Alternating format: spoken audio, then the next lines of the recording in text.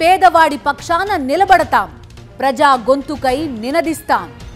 Voice of voiceless, తెలుగువారి మనస్సాక్షి సాక్షి TV. సాక్షి TV ప్రసారాల కోసం మీ స్థానిక కేబుల్ ఆపరేటర్ని వెంటనే సంప్రదించండి. రెగ్యులర్ గా ఉంటే వాళ్ళే వచ్చి ఇస్తూ ఉంటారు.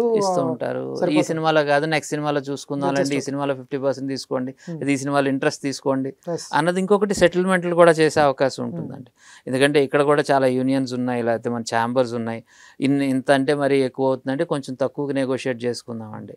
ఎందుకంటే లేకపోతే మొత్తానికి ఆగిపోతుంది, అసలుకే మోసం వస్తుంది అన్న ఇంటెన్షన్లో కొన్నిసార్లు ఇంట్రెస్ట్లు వదులుకున్న సందర్భం ఉంటుంది.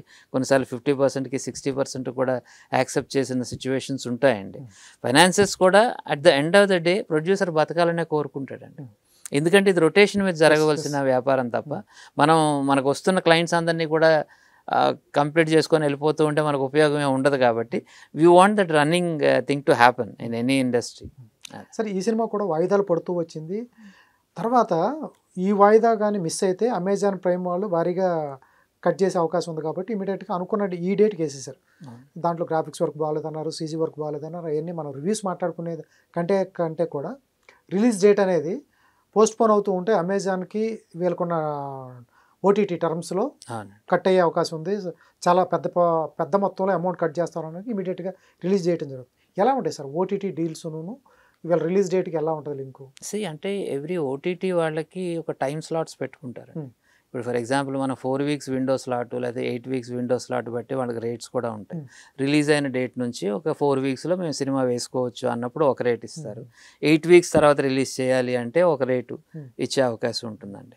కానీ వాళ్ళు ఆ స్లాటింగ్లో పెట్టుకుంటారు. ఇది రిలీజ్ కాకముందే ఓటీటీ వాళ్ళు తీసేసుకున్నారు కాబట్టి డేట్కి రిలీజ్ చేయాలనేది టర్మ్స్ ఉంటాయండి. ఫర్ ఎగ్జాంపుల్ ఎందుకంటే వాళ్ళు ఈ పర్టికులర్ సీజన్లో మనం రిలీజ్ చేద్దామని వాళ్ళు కూడా ఎవ్రీ ఫ్రైడే లేకపోతే ఎవ్రీ ఇంపార్టెంట్ డేకి వాళ్ళు స్లాట్ చేసుకుంటారండి.